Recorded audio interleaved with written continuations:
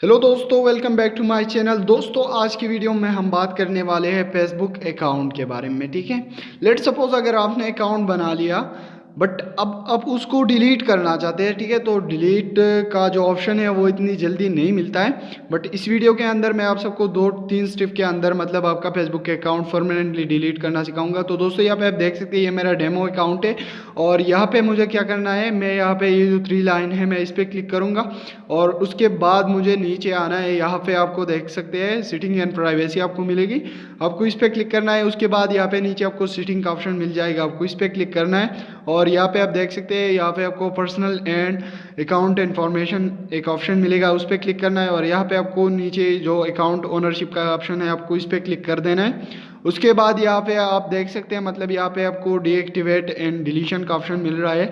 तो डीएक्टिवेट से क्या होता है कि यार आपका अकाउंट तो रहता है बट किसी को दिखाता नहीं है, आप पोस्ट वगैरह भी कर सकते हैं बट वो पोस्ट वगैरह आपका किसी को भी नहीं दिखा सकता।